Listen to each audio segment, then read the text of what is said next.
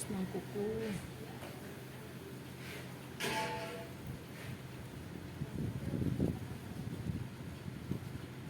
May 2 linggo na ba ito? Isang 4 weeks. Dapat 2 weeks lang. 2 weeks lang din dapat. Kasi hindi, yung yung cutics lang. Tatanggalin Tatanggalin nyo. tatanggalin na. Oo. Sige na. Yung alcohol ko doon, natuyo na. Hindi alcohol. Hindi Ano naman ba? Hindi naman nakakatanggal alcohol sa cutics. Ay, sa acetone. Para makapahinga man. Hindi siya maano. Ano ba magandang acetone? Yung mga Bobby, mga oo, ganon. Oo, Bobby. Ganda yun. Ay!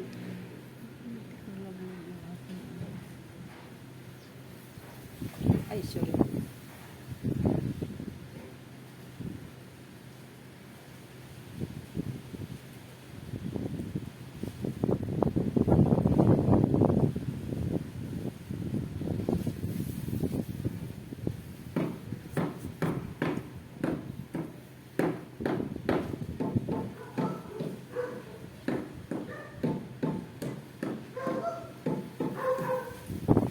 Alas 12 na ako naligo. Tatagal ka pa nagtatuyo ng buhok. Hinaalis ko muna, pahimas-mas muna ako. Para akong nahilo. Mataas din siguro. Hindi, mababa lang naman. Kaya lang di talaga ako mangingilo. Okay. Hindi ako sanay. Talaga. Mga 3%, medyo 5 yata, 5.5 Ay, yun taas. eh. Taas na ba yun? mataas na yun.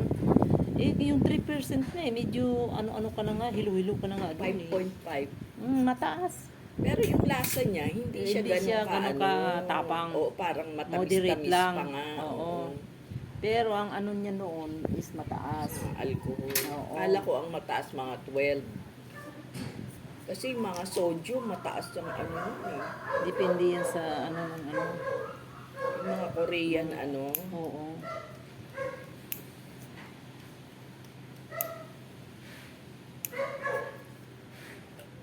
Sakit, hindi ba masakit? Hindi.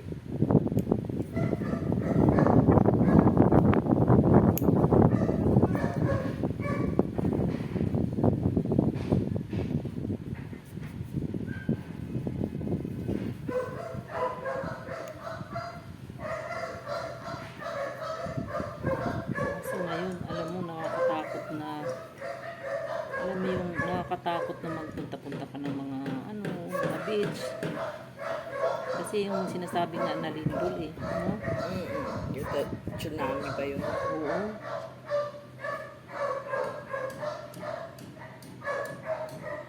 Tayo ba? Dito may fault line ba dito sa Las Piñas? Wala yata.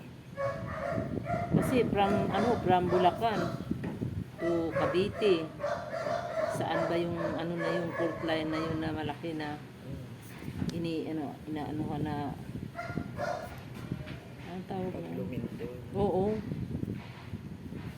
Nakaka-alarma eh. Na anuhan ko yung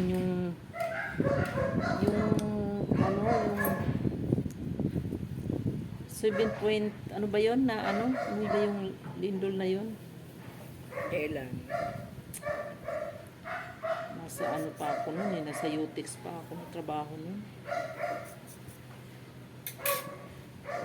Yung sa pinatubo ba yun? Hindi pinatubo kasi hindi naman gaano yun eh. 1990. Hindi, may kasunod. Yung sa Baguio na ang hayat? Oo. Pero Yun yung parang pinapamalakas yun. same taon din yata Oo. yun eh. Oo, magkasunod lang yun. Ako noon, nasa trabaho, Intramuros, naglakad ako pa uwi papuntang Paco. Nung time na yun. Oo, may mga building pa naman doon, ano? Pinalabas na kami sa building. Ang panganay ko, ano pa lang yun eh, 5 months pa lang yan.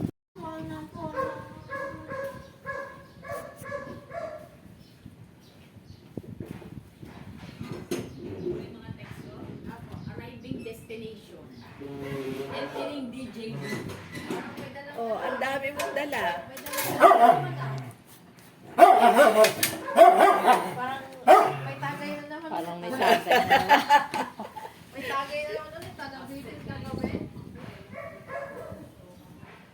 may balak na naman ah.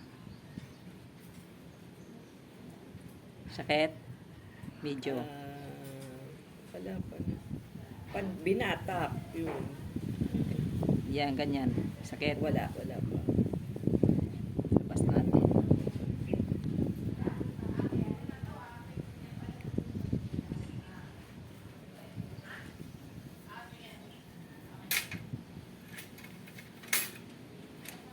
Kakabak-kaba. Yan, masakit pa ganyan. Hindi. Hindi daw, pero yung paa niya, inano niya, ano niya yung daliri. Inaatras. Yan, ganyan. Ah!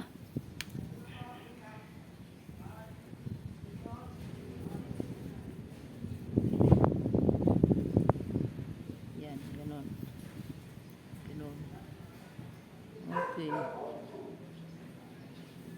Mm.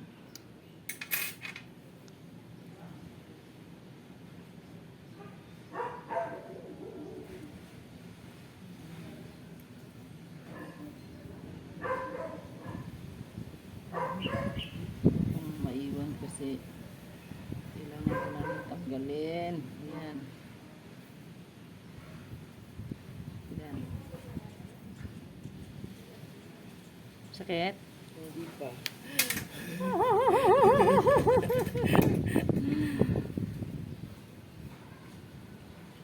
Huwag mo lang ano, relax. Tatakot siya. Ganyan lang talaga kasi ang ano mo makapit sa dry skin. Ayun, nakaangat na siya. Okay. Okay. Okay na? Nakahinga siya ng malalim. May dry skin kasi. Ayan.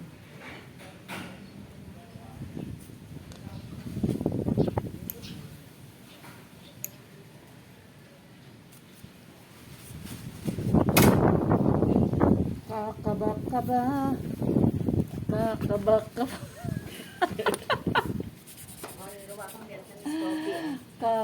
Kape ko lang. Thank you. Wow. Sayang, hindi ko maano. Ano, Vietnamese?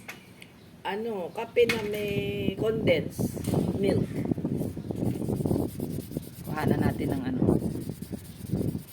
Para pang my day. Yan yung Nescafe Gold. Oo. Tapos, Lalagyan ng yelo. oo, tsaka condensed milk. Tapos na kami sa aming sa aming journey. Todo ka ba talaga? Ayan. So, apply tayo. Kaya, susunod tayo sa ibang client. Ano sa sili? Bata. Salmon, kanigi, parang binabawasan ko eh. Experience kasi ako dyan. Tangigi. Dapat lang. Ang mahal ng isda. Pwede. Yung, alam mo yung yung may-ari ng bahay. Ang binibili niyan, talakito. Kasi hindi siya kumakain ng mga karne. Basta yung... Talakito. Tapos yung mga isda na mamahalin. Salmon. Ayaw niya. Ayaw, maano yan. Pinipilitin niya yung salmon. Lapu-lapu. Lapu-lapo yan. Mahal, puro mahal. Mamahalin yung mga inaano niya. Mahilig siya sa Pag salmon, lang, ang mura-mura yung salmon belly. O kaya yung tawag nito, yung bisugo. Mahal Yan. ba bisugo? Medyo mahal din yung bisugo. 280 ang 1 kilo. Parang dahil Hindi ba matinik yun? Hindi, yung dilaw ay yung parang pula na isda. siyaning malaki. Naiisip ko yata dalagang buko. Dalagang bukid yun. Pero sa akin yung paboles yung buhay. Talagang Ano nilalabas pa ba yung paborito niyang isda? pag tumutuwa ko siya ng baril. Tumulong na yung kuko ko. Nawala na yung beauty ng kuko ko. Para na sa Air Force ako, nagtitinda ng balot, nagalit eh.